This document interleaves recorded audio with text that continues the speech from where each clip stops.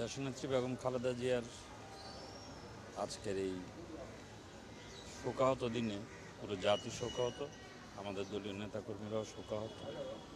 আমাদের কেন্দ্র থেকে যে কর্মসূচি দিয়েছে 1 সপ্তাহব্যাপী কালো বেশ ধারণ, কালো পতাকা উত্তোলন, কোরআন খতম, আমরা আপাতত দলীয় কেন্দ্রীয় যে কর্মসূচি আছে সেগুলোই পালন করব। এরপর আমরা মহানগর বিএনপির সভা ডেকে প্রয়োজনে আমরা বাকি আর কি করা যায় সেটা নিয়ে আমরা সিদ্ধান্ত নেব। এই যে নেত্রী গৃহবধূ থেকে এসে বাংলাদেশের গণতন্ত্র পুনরুদ্ধারে ভূমিকা রেখেছেন, 9 বছর স্বৈরাচার বিরোধী আন্দোলনে আপসহীন ভূমিকার কারণে গণতন্ত্র পুনরুদ্ধার আন্দোলনে নেতৃত্ব দেওয়ার কারণে আপসহীন দেশনেত্রী, যিনি এই চট্টগ্রামের লালদিঘি থেকে খেতাব পেয়েছিলেন, সেই নেত্রী তার আগাগোড়া রাষ্ট্রীয় জীবনটা মানুষের জন্য, গণতন্ত্র পুনরুদ্ধারের জন্য, মানুষের অধিকার প্রতিষ্ঠার জন্য তিনি নিজের জীবনকে উৎসর্গ করেছেন। তার বিদেহী আত্মার আমরা শান্তি কামনা করছি। তা আল্লাহ রাব্বুল আলামিন তাকে যাতে জান্নাতুল ফেরদৌস নসিব করেন সেটা আজকে আমরা প্রত্যাশা করছি। আজকে আমরা শোকাহত, আমরা শোক প্রকাশ করার ভাষা আমরা হারিয়ে ফেলেছি। আমরা আমাদের মাকে, আমরা জাতির, শুধু বিএনপি না, জাতির অভিভাবককে আজকে বাংলাদেশি জাতি আজকে হারিয়েছে।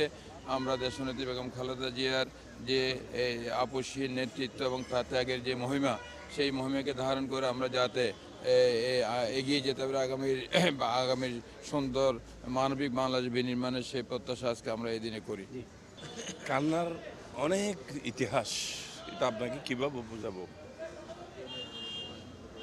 যখন নেত্রী গৃহবধূ থেকে এখানে ফিরে এসেছেন, একজন সাধারণ গৃহবধূ থেকে বাংলাদেশের একজন আপসহীন নেতৃত্বে পরিণত হয়েছেন, এখন মাদার অফ ডেমোক্রেসিতে পরিণত হয়েছেন। ওনার রাজনৈতিক ইতিহাস আপনি বিশ্লেষণ করেন, দেখেন কোথাও কোনো আপসহীনতা আছে কিনা। আমি ব্যক্তিগতভাবে ওনার সান্নিধ্যে যাবার অনেক সুযোগ হয়েছে, যেহেতু ওনার সময়কালীন সময়ে আমি সাধারণ সম্পাদকের দায়িত্ব পালন করেছি, যুবদলের সভাপতির দায়িত্ব পালন করেছি, সহসভাপতির দায়িত্ব পালন করেছি। ওনার সাথে রাজনীতি করেছি, আমি মনে হয়েছে যেন মায়ের কোলে বসে রাজনীতি করেছি। এত স্নেহ করতেন আমাদেরকে উনি, মানে ডেকে নিতেন। এবং যখন উনি অবরুদ্ধ ছিল, ওই যে গুলশান অফিসে বালুর বস্তা দিয়ে অবরুদ্ধ ছিলেন, প্রতিদিন ফোন করতেন আমাদেরকে। একদিন খুব, মানে একদিন পার নাই, তার পরের দিন ফোন করেছিলেন, বলেছিলেন বক্কর তোমাকে পেলাম না, কালকে পেলাম না। আমি বলছিলাম ম্যাডাম, আমাকে একটু ধরার জন্য, গ্রেপ্তার করার জন্য অনেক চেষ্টা করা হয়েছিল, আমি সরে গিয়েছিলাম, সেই জন্য আমি আপনার সাথে কথা বলতে পারি নাই। ও না না, কোনো অবস্থাতে, মানে যে মা সন্তানকে যেভাবে বলে, কোনো অবস্থাতেই গ্রেপ্তার হওয়া যাবে না।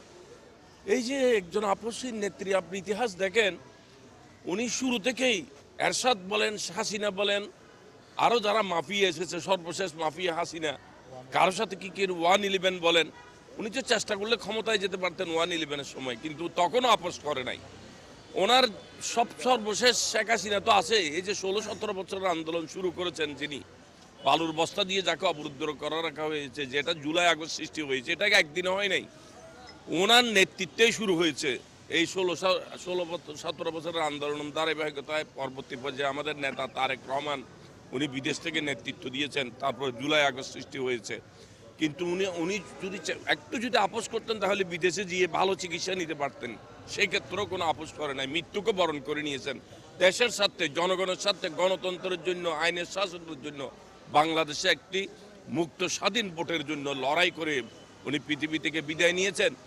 বিদায় নিয়েও মানুষের হৃদয়ে জীবিত আছেন, থাকবেন বাংলাদেশের হাজার, শুধু এশিয়া মহাদেশের সকল মানুষের হৃদয়ে। Thank you. মাকে হারিয়ে আজকে আমরা এতিমের মতো বসবাস করতে হচ্ছে। জানি না আমাদের ভাগ্যতে আর কি আছে। আমরা এখন মায়ের শোকেই আমরা এখন আকারিত হব। আল্লাহ যেন আমাদের মাইকে জান্নাতবাসী করে। তো নতুন এবং ফিরে আসা গ্রাহকদের জন্য নগদে চলছে ক্যাশব্যাক সহ প্রতিদিন হাজারো উপহার জেতার সুযোগ। হবে আশা আর ফেরা, সারপ্রাইজ সেরা।